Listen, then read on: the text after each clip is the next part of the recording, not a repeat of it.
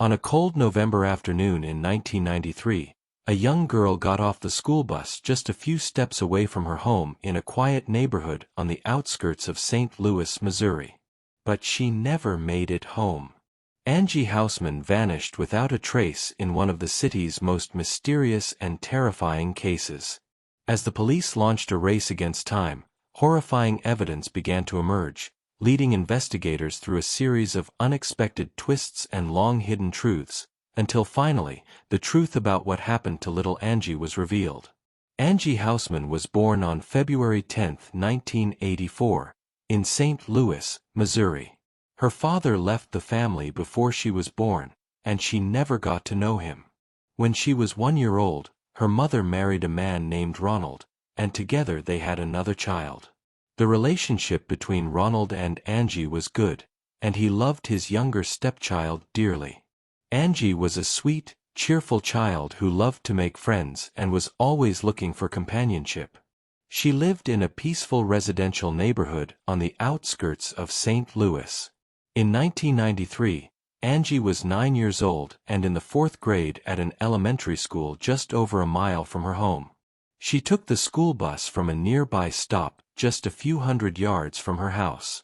Despite her young age, her parents felt confident letting her walk alone because she often walked with neighborhood kids, and parents would watch them from their windows on the way home as a protective habit. On the morning of that cold November day, Angie went to school as usual and returned at 3 in the afternoon. She got on the bus with other neighborhood children, and they walked together toward their homes. As they neared the stop, the other children started heading home one by one, leaving Angie alone halfway down the road. The distance was short, only a few minutes, but she never made it home. Minutes passed, then half an hour, and Angie had not appeared. Worry started creeping in for her parents. Sometimes she would stay late to chat with friends, but never this late. They immediately went out searching for her, following the same path she took daily from the bus stop to the house. They spoke with children returning from school who confirmed they had seen Angie walking with them after getting off the bus. But worryingly, the two neighbors who usually watched the kids from their windows were busy that day and did not notice anything unusual. There were no witnesses. The parents and friends scoured the area on foot, searching every corner between the bus stop and the house. As darkness fell, they had no choice but to call the police. Officers arrived and joined the search right away. Given the cold weather, it seemed unlikely Angie had lost her way or wandered off. The abduction theory was present from the start, especially since just 10 days earlier, in a nearby neighborhood, an 11-year-old girl had narrowly escaped an abduction attempt. A strange man had tried to drag her into the woods, but she fought back and escaped. That man was never found. Police deployed all available resources. K-9 units tracked Angie's scent halfway to her home, then it abruptly stopped. This sudden break in the scent trail suggested Angie may have entered a car at that exact point. Helicopters equipped with thermal sensors flew over the area, and search teams combed the banks of a nearby creek, but no trace of Angie or any of her belongings was found. She had vanished completely. By the end of the first day, police had nothing but worry and questions. The next morning, they turned to the media for help. News of Angie's disappearance spread rapidly throughout the city. Within 24 hours, police received over 300 calls. More than 20 additional officers were deployed to handle the influx of reports, but none led to the girl. All scenarios were considered, and every possibility investigated. The first person the police focused on was Angie's stepfather, who strongly denied any involvement in her disappearance. He insisted he never harmed her and fully cooperated, agreeing to polygraph tests and any other required examinations. He urged the police to stop wasting time on him and focus on finding Angie. Investigators also reached out to Angie's biological father. Although he had never been involved in her life, Angie's mother reported something strange. She had seen him several times driving slowly past their home, watching Angie play outside. The behavior was suspicious, but he had a solid alibi on the day of the disappearance, so police ruled him out. On the third day, the Federal Bureau of Investigation joined the case. The number of officers assigned skyrocketed. Everyone knew the situation was critical. Angie was in real danger. Days had passed, and no child could survive alone in such harsh weather. A new report came in. A resident had spotted a strange man driving a slow-moving blue sedan in Angie's neighborhood. The description matched that given by the girl who escaped the earlier abduction attempt. A composite sketch was made and broadcast on the news. Flyers were distributed by volunteers, but the man's identity remained unknown. The case went national, airing on TV screens across the country. Police continued receiving tips, each examined carefully, but none led to Angie. Angie Housman had disappeared in broad daylight from a safe neighborhood, and yet she had simply vanished. Police raced against time between flickers of hope and a horrifying reality, that something terrible had happened to the little girl. Amid the growing media frenzy, several psychics came forward, claiming to have visions revealing Angie's location. Within hours of the news spreading, some showed up at the family's home, claiming supernatural contact. One said Angie was still alive, even naming a national park about 25 miles from home where she was supposedly held. Investigators dismissed these claims, continuing to rely solely on tangible evidence. To encourage public cooperation, authorities offered a $10,000 reward for information leading to Angie's whereabouts. Tips surged, but most were fruitless. During the investigation, a shocking detail emerged. Days before her disappearance, Angie had told her teacher she planned to go on a trip with her uncle. This raised serious questions. Angie had no uncle, and her parents said they knew nothing about this person. Police began to consider that Angie might have known her abductor, and uncle was her way of referring to him. However, no evidence or leads emerged to identify this mysterious man. While the case stalled, a dramatic turn changed everything. On November 22, 9 days after Angie vanished, a fisherman called police immediately after arriving at the national park. He had found a human body in the woods. Police rushed to the scene and were met with a horrific sight: the body of a girl tied naked to a tree, her head wrapped in duct tape with a small hole over the nose. Her hands were bound with metal cuffs. Near the body was a bag containing personal items, including notebooks bearing Angie's name, confirming her identity. The body was taken to medical examiners. There, the brutal details began to emerge. When the tape was removed, experts found a piece of underwear stuffed in her mouth, an obvious attempt to silence her screams. Tests showed she had died just hours before discovery, meaning Angie had survived 9 days in freezing conditions before being moved to this location and succumbing to the cold. She had also been sexually assaulted and suffered multiple injuries. The forensic team immediately analyzed every aspect of the crime scene and found a fingerprint on the duct tape covering Angie's head. They ran it through databases and compared it to suspects but found no matches. The discovery prompted police to devote even more resources to the investigation, ramping up efforts like never before. The local community was stunned. Fear turned into an obsession. Parents accompanied their children everywhere, meeting them at bus stops, never letting them out of sight, not even for a moment. But the real terror was yet to come. On December 1st, another girl named Casey, aged 10, disappeared from a town just 10 miles from Angie's home. She had asked her mother's permission to visit friends a few hundred yards away, but never reached their house. Police could find no trace. Investigators feared a serial killer might be at work, linking Casey's disappearance to Angie's murder. Although the methods seemed different, they did not rule out a connection, despite the lack of evidence to confirm it.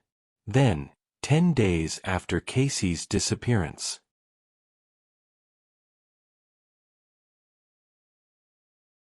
the disaster occurred.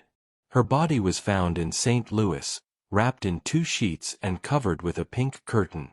Investigations revealed that the cause of death was multiple blows to the head with a sharp tool. Once again, the investigators were unable to find any evidence leading to the perpetrator. However, they began to consider a new theory. The killer who targeted Casey might not be the same person who killed Angie, as the nature of the 2 crimes was significantly different. This opened the possibility of there being separate killers. Amid growing pressure, the investigators made a surprising breakthrough. In the same month, they identified a man named Gary, aged 37, who had frequently visited St. Louis for work-related reasons. He was summoned and questioned about the 2 murders, but he provided a solid alibi proving he was not in the city during either disappearance. Nevertheless, during the investigation, Gary confessed to sexually assaulting 4 other girls. As a result, he was later sentenced to 5 years in prison. The most important chapter in the story came in February of the following year. While reviewing the site where Casey's body was found, investigators noticed tire tracks near the body. These were documented and sent to a specialized team, who determined that the tracks belonged to a small truck usually rented from a well-known rental company. This information opened a new lead in the investigation. Investigators began collecting statements from residents in Casey's neighborhood and asked if anyone had seen a similar truck near their homes. Fortunately, a woman reported seeing that truck near her neighbor's house about a week after Casey's disappearance. The police acted quickly and discovered that a woman lived in that house with her partner and her brother. When questioned, the woman denied that any of them had anything to do with the truck or the case. However, the investigators were not convinced and obtained a warrant to search the house. Inside the basement, investigators found clear evidence of Casey's blood, along with the murder weapon that caused her death. By tracing the rental records, they confirmed that the woman's brother, named Thomas, had rented the truck. When confronted by the police, Thomas initially denied everything but eventually confessed. According to his account, Casey knocked on his door wanting to invite his nephews out to play, but he invited her in and took her to the basement. There, he attempted to assault her, and when she began screaming, he struck her with a heavy object. Then he wrapped her body in the sheets and tried to cover up the crime. Thomas committed his gruesome crime and then left as if nothing had happened. He went to work and spent his day as usual, with no one noticing what he had done the night before. When he returned home, his sister was waiting for him. She whispered softly that she had seen the body in the basement, but did not ask for any explanation. She only asked him to get rid of it as soon as possible. However, disposing of the body was not that easy. Casey's body remained in the basement for a whole week because the city was swarming with police officers and search teams. Thomas was scared and terrified at the thought of moving the body under such conditions. When the intensity of the investigation lessened, he began to carry out his plan. He rented a small truck, loaded the body, and drove to St. Louis, where he left it. In a last attempt to escape the crime, his flight was short-lived. Thomas was eventually sentenced to death, but he did not face execution. He died in prison years later due to chronic illness. As for the murder of little Angie, Thomas denied any involvement, leading investigators to believe that the 2 cases were unrelated. Thus, the investigation stalled again, Angie's name faded from the newspapers, reports decreased, and hope dimmed day by day. Years passed, and the case seemed destined to close, were it not for an unexpected twist in 2001. A local businessman, deeply affected by Angie's case, donated $250,000 as a reward for any information leading to her. It was one of the largest rewards offered at the time. Calls flooded the police, but despite the enormous influx of tips, none yielded any real results. As the case was once again heading toward oblivion, a call came from inside prison. A prisoner named Earl Cox confessed to more than 10 murders, including Angie Housman's case. Investigators seemed to be at a critical moment. They sat with him and listened carefully as Fox recounted how he and his friend kidnapped Angie from the street and held her inside his house for several days. At first, he said the plan was to demand a ransom, but fear of being exposed made them make a difficult decision: to end her life. Fox's details intersected with what the police knew. He mentioned that they tied Angie to a tree and that his partner used her underwear to gag her mouth. However, his testimony was not complete. When asked how they bound her hands, he said they used plastic restraints, while the truth was that the restraints were metal. Not only that, but it later became clear that Fox was not present at some of the other crime scenes he had confessed to. Upon closer scrutiny, it appeared that Fox might have drawn his confessions from the extensive media coverage of the case. His confession was not genuine but fabricated, either to gain fame or due to some psychological need. With Fox's chapter closed, mystery returned once more. Then, in the summer of 2002, St. Louis was shaken by another horrific crime. A 6-year-old girl was kidnapped from her home and murdered. Suspicions resurfaced, and voices grew louder linking this crime to Angie's murder. However, investigations proved otherwise. The culprit in this case was the victim's neighbor, who confessed to the crime hours after his arrest. Several more years passed without developments until 2007, when the police decided to reopen Angie's case.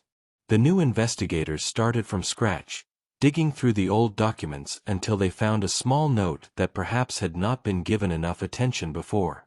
Following the discovery of Angie's body, an officer noticed a car parked near the crime scene. Inside was a man named Roger Martin. When asked why he was there, he claimed he had come for hunting. But upon searching the car, no hunting equipment was found. This raised suspicion. Further investigation revealed that Roger Martin was not an ordinary man but had a record of assaults on children. Most shockingly, one of his victims lived in the same neighborhood where Angie's body was found. All these crimes occurred before her murder. This information had been in the police database from the beginning but had not been investigated thoroughly. The new team decided to summon Roger again. During 9 hours of interrogation, he completely denied involvement in Angie's murder. He claimed he was still at work during her disappearance. The police could neither confirm nor refute this alibi. Then came the decisive moment. They took his fingerprints and compared them to the ones found on the adhesive tape wrapped around Angie's head. The result was clear: no match. He was released, but his name remained on the list of suspects. Many long years passed until 2018, when technology had advanced significantly. The St. Louis police formed a special investigative team for Angie's case to examine the old evidence with the latest techniques. The investigators focused on 3 key pieces of evidence: the restraints, the adhesive tape, and Angie's underwear, which the killer had used to gag her. Since 1993, experts had failed to extract any DNA from these pieces of evidence, but now they had nothing to lose. They first tried to extract DNA from the restraints, but the blood covering them entirely made the task nearly impossible. Then they moved on to the adhesive tape, only to discover a disaster. The tape had disintegrated over time inside the evidence box. Finally, only one option remained: Angie's underwear, although this particular piece seemed useless since it had been inside the victim's mouth for hours. What this means is that saliva had erased any foreign traces. They decided to try again with advanced equipment and unblinking eyes. The experts meticulously examined every centimeter of it, and the attempts continued until the unexpected happened. A very small sample of foreign DNA was found. Small, but enough. This was the moment the police had been waiting for since 1993, the moment of truth that might finally close one of the most mysterious crimes in St. Louis history. Experts confirmed that the DNA belonged to a male and immediately uploaded it to the FBI database. In cases like this, it is common not to find any matches, which requires additional efforts to identify the person. But luck was on the investigators' side this time. As soon as the sample was uploaded, a full match appeared. The sample belonged to Earl Cox, aged 58, who had been imprisoned since 2003. Earl had never appeared in the investigations related to Angie's case, but his criminal record was extensive. He first went to prison during his military service in Germany in 1982, where he worked as a babysitter until 4 girls reported sexual assault against him. He was sentenced to 8 years in the United States, discharged and expelled from the Army after serving only 3 years. He was released early and moved to St. Louis. After 4 years, he was arrested again when 2 7-year-old girls accused him of sexual assault. Although the charges were dropped due to insufficient evidence, his arrest violated his parole conditions, which led to an additional year in prison. After his release in 1992, he settled in St. Louis, where his family lived. About a year later, it appears he kidnapped and killed Angie. In 2002, he was arrested again on charges of running an anonymous internet platform where criminals shared child abuse material. The FBI had been investigating him for some time. He fell into a trap when an undercover agent posing as a 14-year-old girl contacted him. Earl expressed his intention to be her master, sent money to book a bus, and showed up at the meeting place only to find FBI agents waiting. On his computer, they found 45,000 child abuse images and evidence proving his involvement in managing the criminal organization. This led to the arrest of 60 other people in one of the largest operations against child exploitation. In 2003, he was sentenced to 10 years in prison. However, at the end of his sentence, the judge refused to release him using a legal loophole that allows detaining individuals who pose a serious danger to children. Thus, he remained in prison until 2019, when his DNA matched a sample from Angie Housman's case. Investigators met with Earl in prison, but he denied involvement and immediately requested a lawyer. The police realized his chances of winning the case were slim given the evidence, so they decided to try another approach. They offered Earl's lawyer the following deal: they would seek the death penalty, but if Earl confessed, he would receive life imprisonment instead. Earl agreed to the deal and gave his version of events, which included illogical details, but the confession was enough for the investigators.